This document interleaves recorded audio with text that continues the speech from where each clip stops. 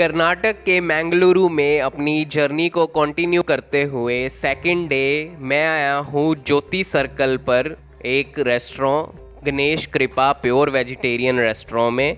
आप देखो सामने प्लेट्स लगी हुई हैं कि ब्रेकफास्ट में क्या क्या चीज़ें अवेलेबल हैं। हम देखते हैं अपने लिए हम क्या मंगवा सकते हैं। तो मैं अपने लिए 2 चीज़ें ऑर्डर कर रहा हूँ। सबसे पहले तो एक दाल वड़ा, एक मेदू वड़ा, कोकोनट चटनी और उसके साथ रसम।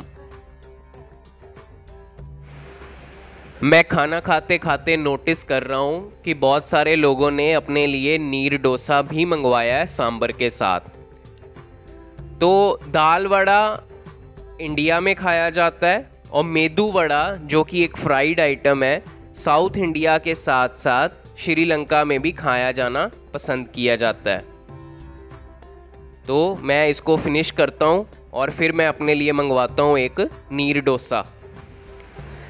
लो जी, नीर डोसा सर्व किया है सांबर के साथ और कोकोनट चटनी के साथ। नीर एक टुलू वर्ड है जो लोकल इधर का डायलेक्ट है, जिसमें इसका मतलब होता है पानी। तो इसका जो बैटर होता है वो राइस से तैयार किया जाता है, जो कि बहुत पतला और बहुत ही हल्का होता है। तो एंजॉय करता हूँ मैं इसको, नीर डोसा को सांबर के साथ, और फिर अपनी जर्नी कंटिन्यू करते हैं।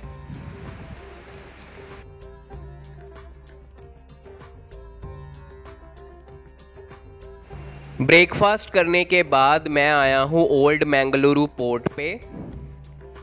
यहाँ पे शिप्स डॉक करती हैं। शिप्स यहाँ से जाती हैं अरेबियन सी में फ़िश कैच करने के लिए। फिर वहाँ से फ़िश कैच करने के बाद 3 दिन के बाद 10 दिन के बाद बोट्स यहाँ पे वापस आती हैं और फ़िश जो उन्होंने कैच की होती है उसको वो यहाँ पे सेल करते हैं। जो बायर होता है वो ऑक्शन होती है, बोली लगती है, बोली लगाता है और फ़िश को बाय करता है आगे रेस्टोरेंट में या मार्केट में सेल करने के लिए। कुछ फ़िश जो थोड़ी लो क्वालिटी की होती है उसको एक्सपोर्ट कर दिया जाता है उसका पाउडर बना के। मेरे सामने ही बहुत सारी बोट्स मछली पकड़ के वापस आई हैं और वो अपनी फ़िश के कैच को उतार रहे हैं। यहाँ पे आप देख रहे हो रिबन फ़िश, इसकी शेप रिबन की तरह है इसलिए इसको रिबन फ़िश बोला जाता है। ये है टोंडे फ़िश। यहाँ पे इसका जो वेस्ट मटेरियल है उसको अलग किया जा रहा है और खाने लायक मटेरियल को एक बास्केट में डाला जा रहा है। सामने आप देखो एक बैनर लगा हुआ है जिस पे लिखा हुआ है कि ये 2 तरह की फ़िश को हंट करना गैर कानूनी है। ये है बांगड़ा या इंडियन मैक्रल फ़िश, और अभी जो आप ये फ़िश देख रहे हो इसको बोलते हैं disco fish. Government of India subsidised rate पे डीजल प्रोवाइड करती है फिशरमैन को। एक बार में 5000 लीटर तक डीजल जो है वो एक शिप में जा सकता है। कोस्टल कर्नाटक में स्क्विड्स और प्रॉन्स बहुत ही चाव के साथ खाए जाते हैं, लोग इन्हें खाना पसंद करते हैं। और आप वही देख रहे हो अभी अपने सामने, यहाँ पे 2 कैच आए हैं, एक में है स्क्विड्स और दूसरे में है प्रॉन्स।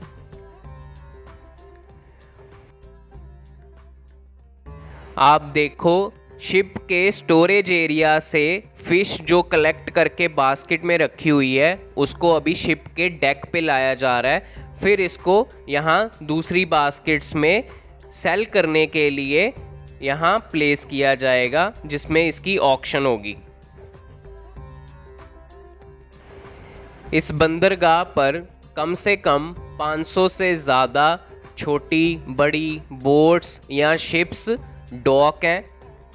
आप देखो नीला आसमान, सफ़ेद बादल, नीचे अरेबियन सी और बीच में खड़ी हुई शिप्स। यहाँ पे आना अपने आप में ही एक एक्सपीरियंस है। अभी फ़िश को एक्सपोर्ट कैसे किया जाता है शॉप्स तक, रेस्टोरेंट्स तक बायर कैसे लेके जाते हैं वो नहीं हमने देखा। अभी मैं आपको दिखाता हूँ कैसे ट्रक में लोड करके जो फिश है उसको यहाँ से लेके जाया जाता है रेस्टोरेंट्स तक।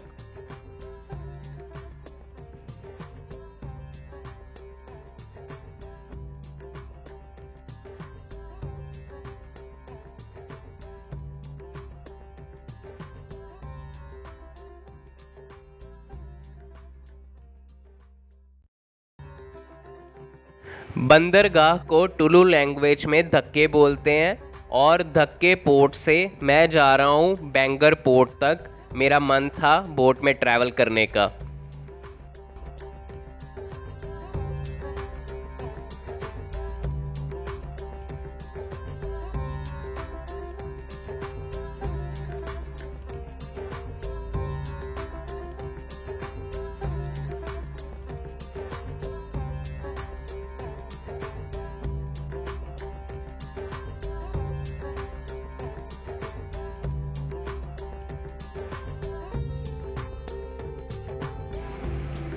लंच करने के लिए अब मैं आया हूँ लोअर कार्टर स्ट्रीट पर गिरिमंजास रेस्टोरेंट में। ये फेमस है अपने सी फूड के लिए। मैं यहाँ पे ट्राई करूँगा एक अंजल फ़िश।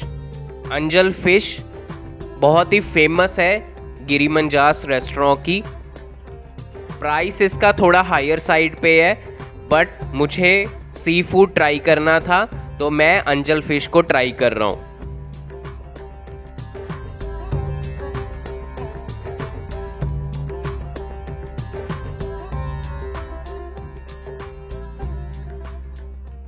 मैं हूँ इस वक्त मैंगलुरु से 17 किलोमीटर दूर उल्लाल नाम के एक टाउन में और उल्लाल के सोमेश्वरा बीच में। सोमेश्वरा बीच जो कि फेमस है अपने रुद्र शिला के लिए।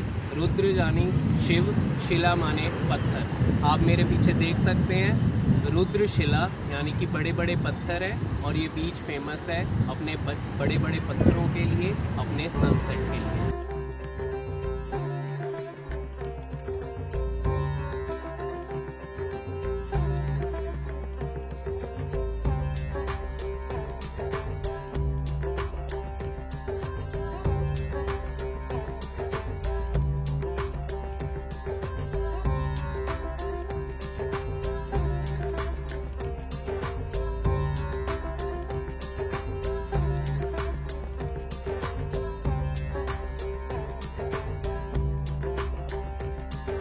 सोमेश्वर बीच कॉन्फ्लुएंस पे बसा है नेत्रवती नदी और अरेबियन सी।